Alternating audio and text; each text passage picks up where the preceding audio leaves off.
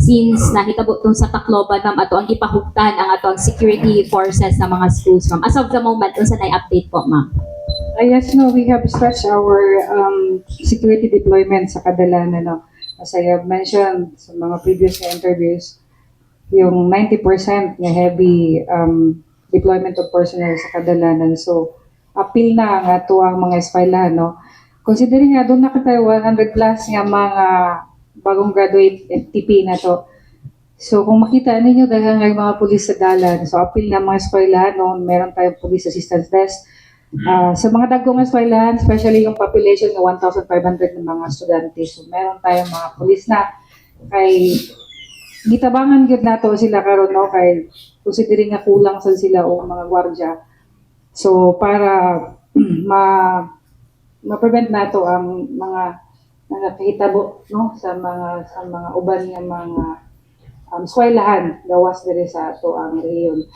So isa pod ni ana ang ato ang mga information dissemination through sa atong mga WSPD, Police Community Relations, so magkakaroon ng symposium, no? Pinapasok lahat ng mga eskwelahan, public schools, and napikigalayan po ta sa mga private schools kasi mamananghid pa manggod ta, may approve pa nila para ma-disseminate nato ang mga balaod nga nagprotekta sa mga kabatanunan o kabataan.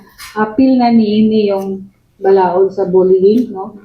Kay kasagaran na hitabo sulod sa eskwelahan. So, nga ma-monitor nato kay ang bullying manggod, bullying prevention cannot be done in one setting lang, no, in one assembly. So, it's an ongoing infrastructure gyud nga kinahanglanon gyud nato nga educate ang tanan, apil na ang ginikanan kung unsa gyud ning balaod sa bullying. So, para mahibawan po sa mga bata, labi na tong mga biktima sa bullying, kung asa sila pwede makapangayo og tabang, no? O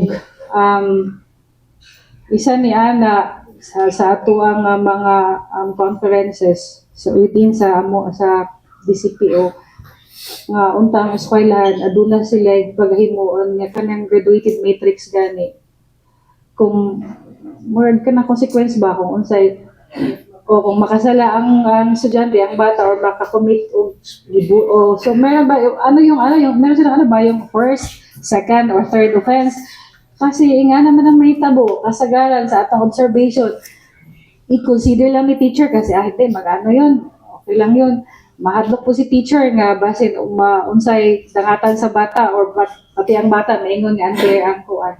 So isa siguro nga yung no, kana bang ang gitawag nato og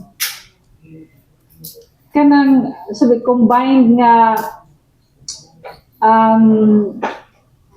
at kaning behavior matrix o kaning gitawag nato nga restorative na consequence, no, para dili na nimo daghan pa para siguro madrop ang number sa bullying cases kung inani gyud ang atong buhaton. Speaking of bullying, ma'am, do we have data sa mga bullying cases? I have no data, no, kay sa WSPD tapos wala na gani late na ko nakapangayo, so but we will provide you kanang.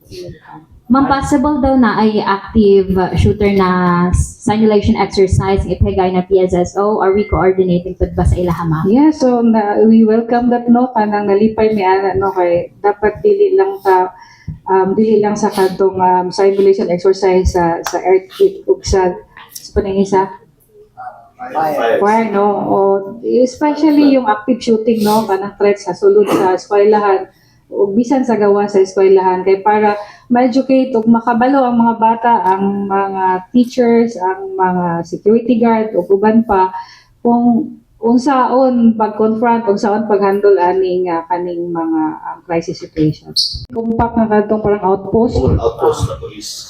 So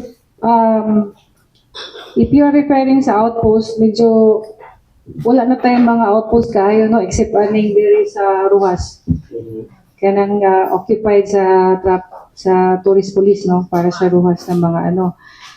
But we have unsa ni kanang naka-preposition yung mga mobile sa duol sa mga strategic areas kung asa busy kayo apil na ang eskwelahan niya na so nara mga 50 meters so 50 to 100 meters ug ang atong mga galakaw-lakaw nga mga pulis duol gid sila sa mga establishments o mga eskwelahan para anytime simba ko adunay mga eventualities right then and there sila sila ang i-contact sa central, makita man dito sa GPS kung kinsa nga mobile ang naka-preposition diri mo to mo responde.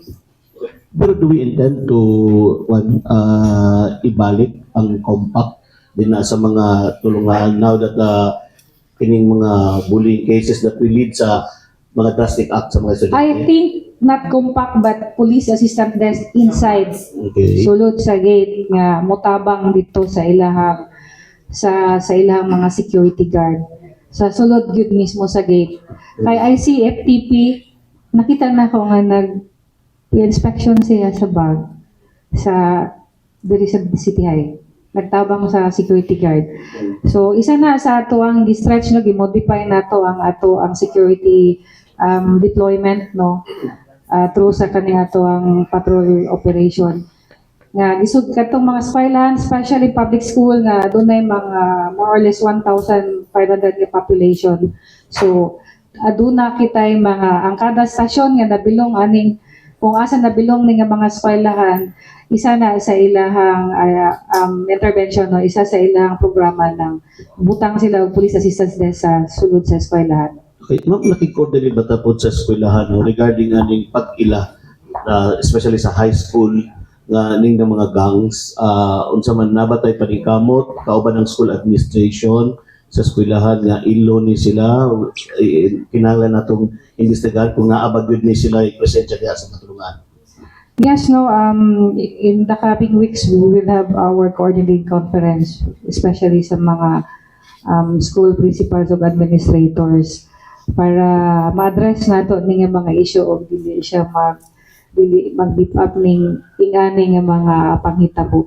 So isa na sa ato ang mga umaabot nga mga coordinating conference at in fact ang city government po naghimo pod og lakang ni ana og apil namin ni ana.